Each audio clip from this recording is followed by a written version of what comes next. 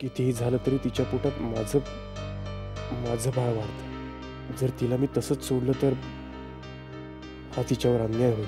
मी एक विल केला आहे, त्या विषयावर मला तुमच्याशी बोलायचं. माझ्या भावनांची काहीच किंमत नाही ना?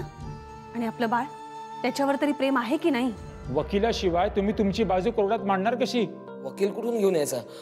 आहे, वकील आहेत. कोण? ॲडव्होकेट झपाटे.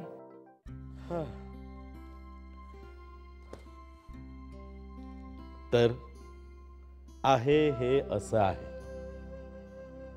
मी आमचं हे राहतं घर तुमच्या दोघांच्या नावाने केलंय. शिवाय माझी शेअर मधली इन्व्हेस्टमेंट, PF आणि माझ्या नावावर माझ्याकडे असलेली सगळी कॅश आदित्यराव तुमच्या नावाने केली आहे.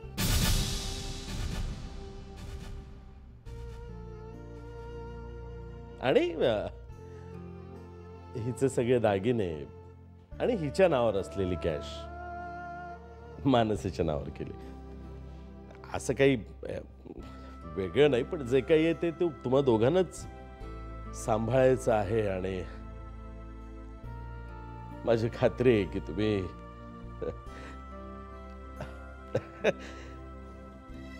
तुम्ही दोघे इथे खूप छान सांभाळाल. बाबा, तुम्ही माझ्यावर विश्वास दाखवला हेच खूप आहे माझ्यासाठी. खरं तर या सगळ्यावर माझा काही एक अधिकार नाही.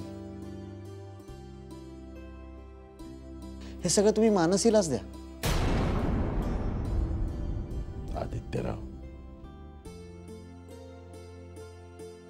असं बोलू नका. माझा मुलगा म्हणून मी तुमच्यावर ही सगळी जबाबदारी सोपवतोय.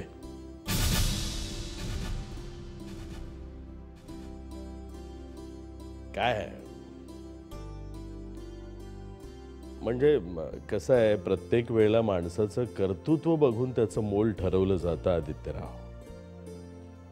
पण अशा वेळेला नेमकं त्याच्या माणुसकीकडे, त्याच्या स्वभावाकडे दुर्लक्ष केलं जातं. एक गोष्ट सांगू आदित्यराव, तुम्ही मोठ्या मनाचे तर आहातच, पण स्वभाव तुमचा लाख मोलाचा आहे. मानसीच्या हातून जी चूक झाली त्याच वेळेला मी या बापानं मरण यातना भोगल्यात. पण तिला क्षमा करून, तिचा पुन्हा स्वीकार करून तुम्ही या बापाला जीवन दान दिलं आदित्यराव. बाबा, अहो असं का बोलताय तुम्ही? मानसी तुमची मुलगी असली तरी आता माझी बायको आहे ती. माझं खूप प्रेम आहे तिच्यावर. तिने केलेल्या चुका मी नाही समजून घ्यायच्या तर मग कोणी? बाबा, मी माझं कर्तव्य केलं आणि यापुढेही करत राहीन. थँक्यू.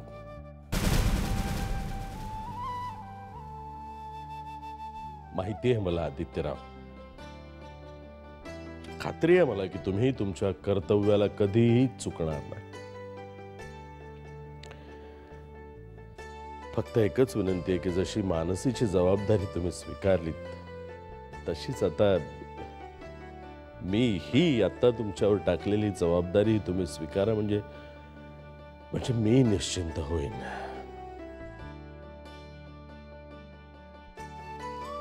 मानसी बेटा,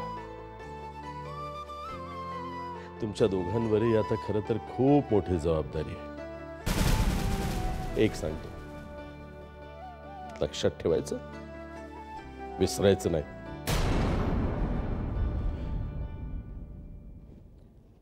आदित्यरावांना कधीही अंतर देऊ नकोस रे.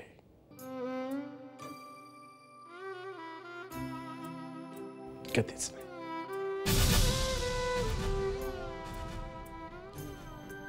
जे झालं ते गेलं, गंगेला मिळालं.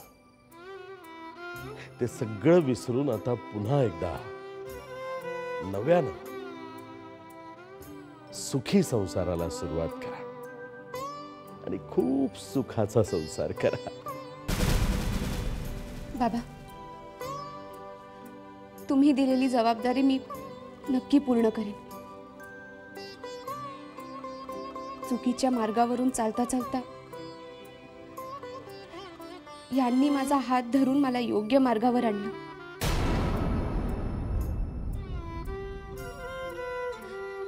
मी हा हात कधीच सोडणार नाही बाबा. तुम्हाला, आईला, तुमच्या मुलीचा अभिमान वाटेल असंच वागेन.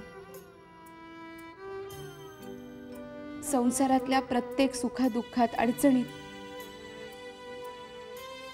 मी सदैव ह्यांची साथ देईन.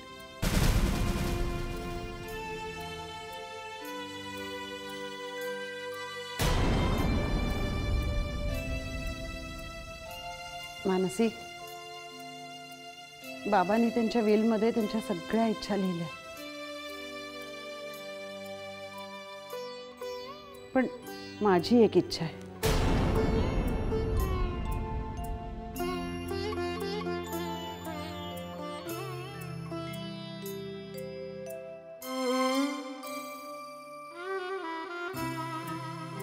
बोला नाही.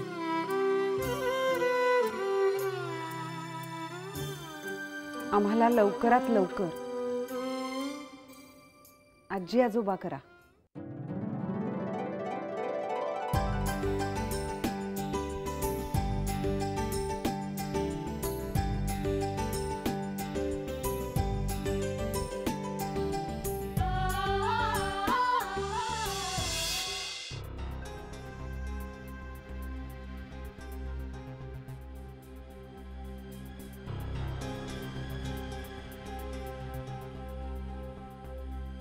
शी, फोनच लागत नाही याचा. एक तर मोठ्या मुश्किलीने त्या हवालदाराकडून मोबाईल मिळवला. म्हणतात ना, आपल्यावर संकट आले की सगळेच पाठ फिरवतात. त्याच्या संकटात त्याला मदत करायला गेले आणि मीच अडकले. आता मला मदत करायची सोडून हा कुठे गेला देव जाणे.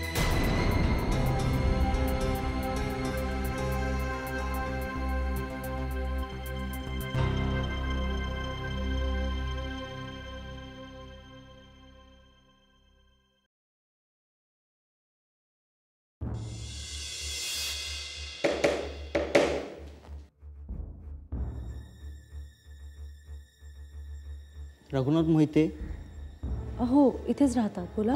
आसरे भोसले आहेत का? हो, आहेत ना. त्यांचं कुरिअर आलंय. बरं, 1 मिनिट थांबा. हां, सावरीताई आले. काय ग? कोण? तुझं कुरिअर आलंय. माझं? हो. बरं, जरा आतमध्ये देवयानीला बघ ना, ती रडतीये बघ. हां, मी हो. आसरे भोसले आपणच का? हो हो. हे घ्या तुमचं कुरिअर. इथे सही करा. हो.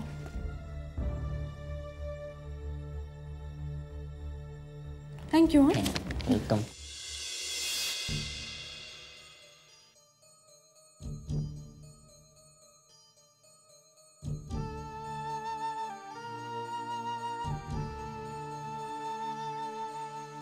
संयोगिता, अगं दूध दूध उतू चाललंय. संयोगिता, अगं लक्ष कुठं आहे तुझं? कसला विचार करतेस? काय नाही. कुठे काय? संयोगिता, तुला कसलं टेन्शन आलंय का? नाही बाबा, खरंच काही नाही झालं. हे बघ संयोगिता, तुला टेन्शन असल्याशिवाय तुझ्या हातनं अशी चूक होणार नाही. काय झालंय संयोगिता? काय झालंय? मला नाही काय सांगणार तू? बाबा, टेन्शन तर आहेच हो. टेन्शन? कसलं टेन्शन? ह्यांचं. म्हणजे? आजकाल खूप चिडचिड करतात हो माझ्यावर. मला उगाच भीती वाटते मग की पुन्हा शार्दूलच्या संदर्भात काही घडलं नाही ना ज्याच्यामुळे असे वागतात. काही कळत नाही मग मला. संयोगिता, तू पण ना उगाच नको ते डोक्यात विचार करत असतेस. अगं त्याला कामाचं कसलं तरी टेन्शन असेल म्हणून चिडचिड करत असेल तो. तू पण ना त्याची नको तेवढी काळजी करतेस. अगं जरा उशीर झाला की विचारतेस उशीर का झाला म्हणून. लवकर आला तर विचारतेस लवकर का आलात म्हणून. अगं मग त्याने वागायचं तरी कसं. बाबा तुम्ही पण ना. हे बघ तू बोलतेस ते विचार करू नकोस. मला एक पक्कडचा चहा आण. देते.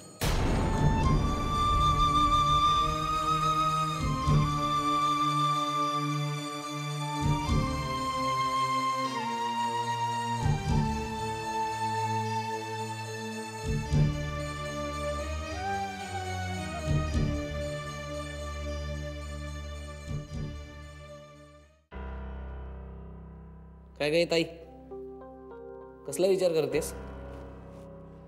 उद्या कोर्टात केस आहे ना आपली. माहिती आहे मला. पण अजून वकिलाचा पत्ता नाहीये. तेही माहिती आहे मला. अरे मग जर तुला माहिती आहे तर कर ना काहीतरी. मी काय करणार आहे? जिकडे तुलाच काही सुचत नाहीये तिकडे मी तर तुझा लहान भाऊ आहे. मला कसं काही सुचेल? जर वकीलच आला नाही तर तर आपल्याला आपलं सगळं आयुष्य या जेलमध्ये काढावं लागेल. काहीतरी बडबड नको उगाचच. मी काहीतरी बडबडत नाहीये, मी खरं ते बोलतोय. शेवटपर्यंत वकील जर मिळालाच नाही तर आपल्याकडे दुसरा कुठला पर्याय उरतो? मग तुझ्याशी ना बोलण्यात काही अर्थच नाहीये. मलाच काहीतरी करायला पाहिजे.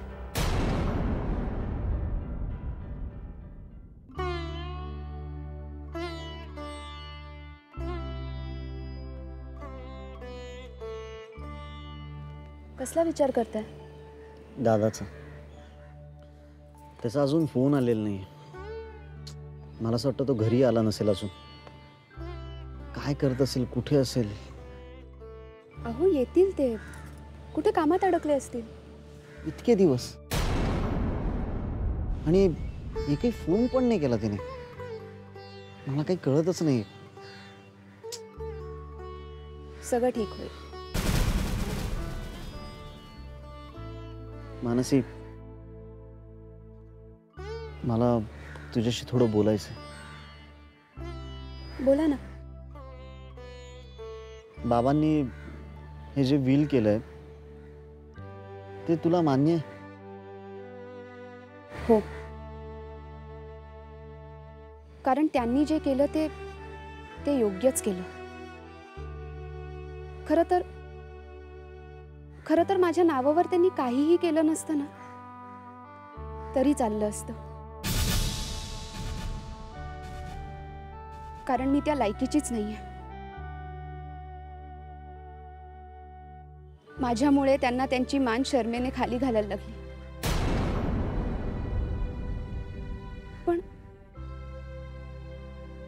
पण त्यांचे जावई म्हणून त्यांना तुमचा खरंच खूप अभिमान आहे.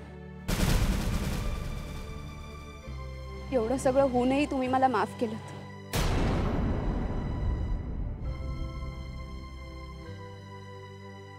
पण का कुणास ठाऊक मला असं वाटतंय की तुम्ही माझ्यावर पूर्वी इतकं प्रेम कराल का नाही. कारण मी तुमच्या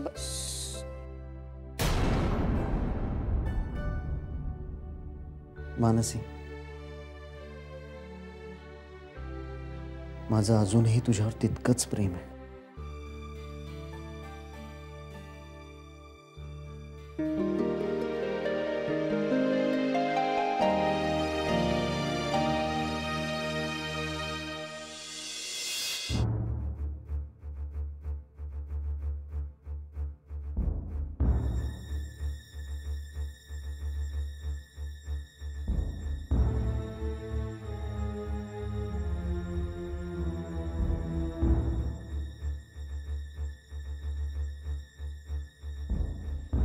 सचिन, संयोगिता म्हणत होती तुझी हल्ली फार चिडचिड होते म्हणून. काय झालंय काय? नाही, काही विशेष नाही. म्हणजे कामाचा लोड जरा वाढला आहे त्यामुळे. सचिन, त्या DNA टेस्ट विषयी तर काही नाही ना? नाही नाही तसं काही नाही. मला वाटलंच. अरे मी म्हटलं सुद्धा संयोगिताला, ऑफिसमध्ये फार कामाचा ताण पडत असेल म्हणून चिडचिड करत असशील तू. आहो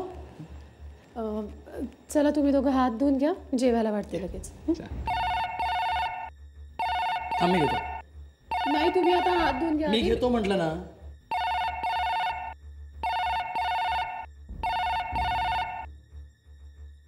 हॅलो.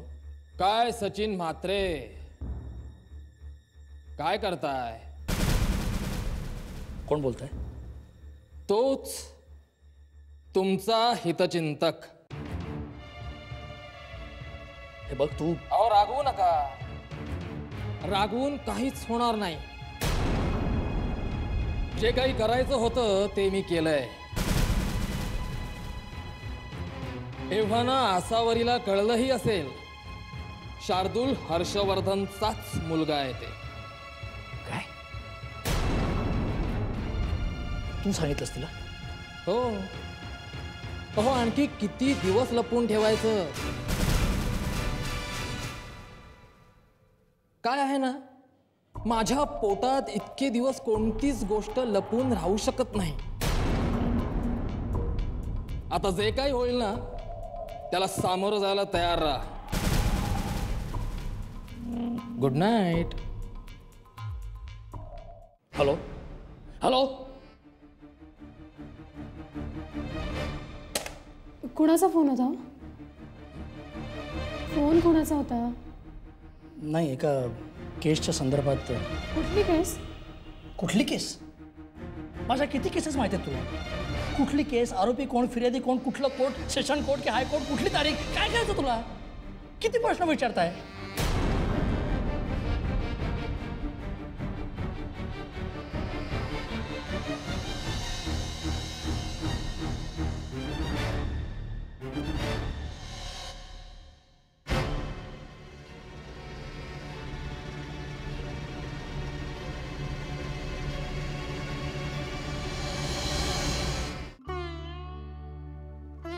सावरे, अगं इथे बसली आहेस? मला वाटलं तू आज देवयानी पाशी असेल. देवयानी झोपली? हो झोपली. काय ग झालं? बरं वाटत नाहीये का? नाही काय नाही. अगं मग तू इथे अशी का बसली? हे पत्र अगं तुझंच आहे, तू बघितलं नाहीस का कोणाचं आहे? हां ते मगाशी आलं होतं, वाचायचंच राहिलं. वाचायचं राहिलंय? अगं बघ ना. वाचेन का नंतर काकू. काय सावरे, असं करून कसं चालेल बाळा? कोणाचं तरी महत्वाच्या कामासाठी आलं असेल, बघ तरी.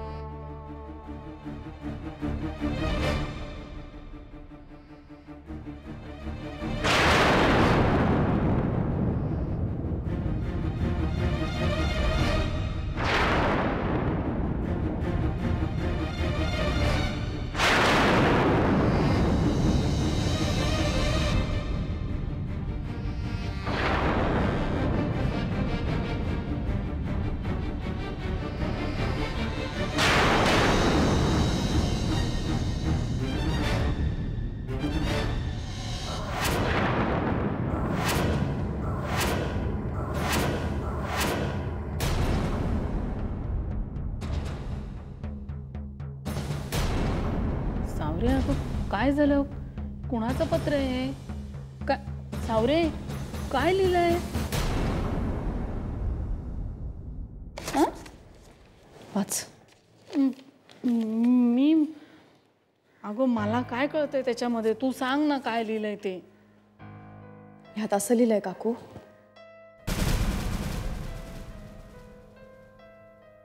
की शार्दूल, ज्याला सचिन रावांनी आणि संयोगितांनी दत्तक घेतलंय, हा मुलगा खरं तर हर्षवर्धन भोसलेंचा मुलगा आहे, नयनापासून झालेला.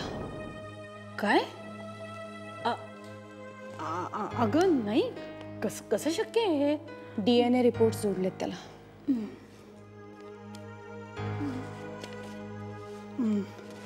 नाही ग, काहीतरी चेष्टा केली असेल कोणीतरी. अशा प्रकारची चेष्टा कोण करेल काकू? आणि मला तेव्हा संशय होताच की तेव्हाचा DNAचा रिपोर्ट कोणीतरी बदललाय म्हणून. आता ह्या पत्राने